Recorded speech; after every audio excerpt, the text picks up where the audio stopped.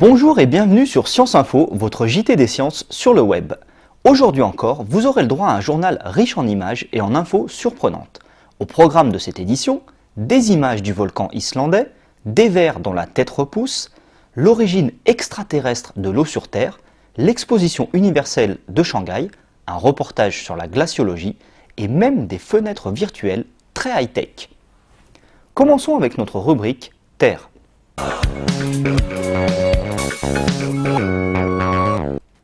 On ne pouvait pas passer à côté car c'est désormais le volcan le plus célèbre du monde. Voici donc des images très récentes du volcan islandais au nom imprononçable qui a bloqué pendant plusieurs jours le trafic aérien mondial. On peut observer sur ces images d'impressionnantes ondes de choc qui se propagent au milieu des panaches de cendres et de vapeur d'eau. Cela démontre clairement que ce cratère est toujours en activité et personne à l'heure actuelle n'est capable de prédire pendant combien de temps ni avec quelle intensité l'éruption va se prolonger. Enchaînons avec notre rubrique événements.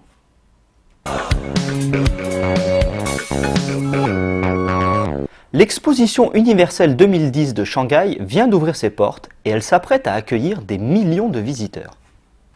Et comme probablement peu d'entre vous se rendront en Chine, Science Info vous offre une petite visite virtuelle du pavillon de la France. Réalisée par Dassault Systèmes, cette promenade en 3 dimensions vous permet de visualiser l'extérieur et l'intérieur du pavillon et de vous immerger dans des œuvres normalement présentées au musée d'Orsay, comme le repas de Gauguin. C'est un sympathique chat, Léon, qui a été choisi comme mascotte du pavillon français. Passons à notre rubrique zoologie. Des scientifiques anglais de l'université de Nottingham viennent de percer les secrets de petits animaux incroyables, les planaires.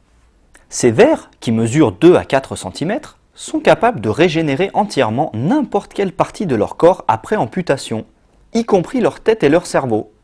Les scientifiques ont découvert qu'un gène en particulier, SMED-PrEP, était essentiel pour que les cellules souches des planaires organisent la régénération dans le bon sens et que toutes les parties du corps se retrouvent à la bonne place. Ces connaissances serviront peut-être un jour dans le futur, chez l'homme, pour ce qu'on appelle la médecine régénérative, qui vise à faire repousser ou à cultiver des membres ou des organes entiers. Enchaînons avec notre rubrique Espace.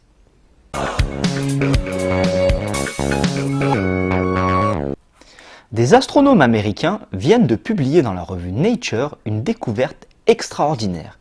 Ils ont observé de la glace d'eau sur un astéroïde baptisé 24 Thémis. Cette observation a été possible grâce au puissant télescope IRTF de 3 mètres de diamètre installé à l'observatoire de Mauna Kea à Hawaï. En analysant le rayonnement infrarouge des astéroïdes, ce télescope a détecté la signature typique de la glace sur l'astéroïde 24 Thémis, qui mesure à peine 200 km de long et qui circule à 500 millions de kilomètres de la Terre.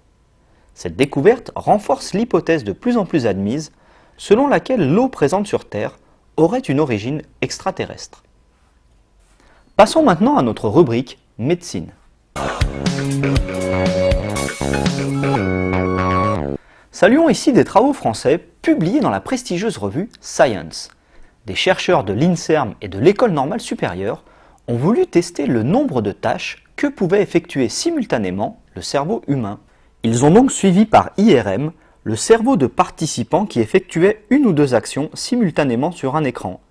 Les résultats montrent que lorsqu'une personne se fixe 2 buts simultanément, le cerveau répartit chaque but dans chacun des hémisphères droit et gauche au niveau des lobes frontaux. Mais l'autre information très importante est que le cerveau humain n'est pas capable de traiter plus de 2 tâches à la fois. Au-delà de 2 buts, le cerveau s'embrouille et les erreurs se multiplient. Voici donc des résultats à mettre en pratique chez vous. N'essayez pas d'en faire trop à la fois, vous n'êtes pas équipé pour. Enchaînons avec notre dossier du jour. Ce dossier sera consacré à une science passionnante, la glaciologie. Nous avons suivi Christophe Ferrari, chercheur au CNRS, qui étudie la pollution au mercure dans les glaces. Reportage à Grenoble.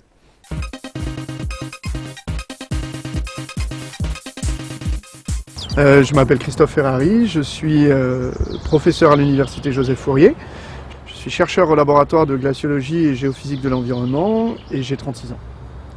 Est-ce que vous être originaire de la région grenobloise? Je suis dauphinois, je suis né à La Mure, donc sur le plateau mathésin, et comme beaucoup d'habitants de La Mure à l'époque, nous sommes venus travailler à Grenoble. Alors, le laboratoire de glaciologie et géophysique de l'environnement, en fait, comme son nom l'indique, travaille sur des aspects glaciologiques, tout ce qui tourne autour de la glace, de la neige. Donc son activité principale a été et est encore l'étude du climat, comprendre les processus de réchauffement de la planète, grâce à des enregistrements de carottes de glace que nous avons par exemple en Antarctique, notamment avec la nouvelle base franco-italienne Concordia, mais également aussi dans l'hémisphère nord. Donc là où il y a de la glace à forer, nous y sommes, alors seuls ou avec des partenaires étrangers. Donc nous avons ce matériau glace pour l'aspect climat, nous avons aussi tout ce qui correspond à l'étude des pollutions, comprendre comment l'homme a perturbé la planète, comment il a pollué l'environnement et de quelle façon, et comment ce système peut revenir à l'équilibre. D'accord. Est-ce que vous vous intéressez aussi à des prélèvements locaux de neige ou de glace? Bien sûr, alors en fait il y a une équipe qui est spécialisée par exemple sur les glaciers alpins, donc qui étudie le recul des glaciers alpins, donc ça c'est une activité très forte d'observation. Et puis on étudie aussi le manteau neigeux alpin, comme le manteau neigeux polaire, pour ses propriétés de transformation chimique, d'accumulation de polluants. En fait, on s'aperçoit que la neige est un formidable réacteur chimique qui va convertir certains polluants, les transformer, les stocker ou au contraire les relarguer vers l'atmosphère. C'est donc un système qui est loin d'être inerte, qui est extrêmement actif et qui pèse beaucoup sur les équilibres chimiques de l'atmosphère et notamment sur les questions de pollution. Alors mon thème de recherche concerne en fait l'étude du cycle du mercure en zone polaire et en zone alpine. On essaye de comprendre comment s'incorpore le mercure dans les écosystèmes. Le mercure est toxique et on veut comprendre comment il s'accumule dans les environnements polaires et alpins. En fait, le mercure il est étudié depuis peu, en fait, surtout pour les régions polaires et alpines. Le mercure c'est un polluant très toxique, c'est un métal très toxique. Il a une tendance à s'accumuler dans la chaîne alimentaire et notamment chez les espèces humaines, puisque c'est un neurotoxique puissant, que lorsqu'il va s'accumuler dans le cerveau, il va avoir tendance à provoquer des dégénérescences du cerveau.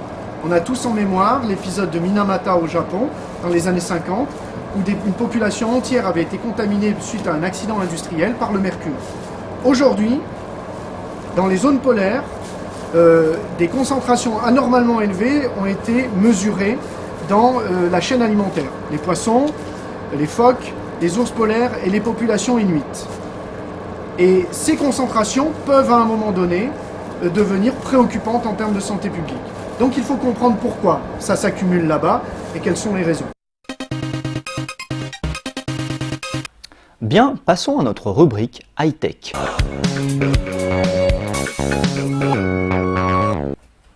La société Rational Craft vient de mettre sur le marché Windscape, un système très ingénieux de fenêtres virtuelles pour recréer des environnements incroyables dans n'importe quelle pièce.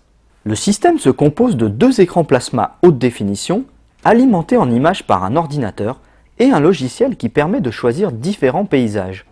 Le secret de Windscape est qu'il faut porter autour du cou un capteur infrarouge qui permet au système de suivre l'utilisateur et d'adapter l'image en fonction. Ainsi, l'image semble bouger et on a vraiment l'impression de regarder dehors et de se retrouver à San Francisco ou même dans l'espace alors qu'on est enfermé dans sa chambre ou son salon. Finissons ce JT avec notre rubrique insolite.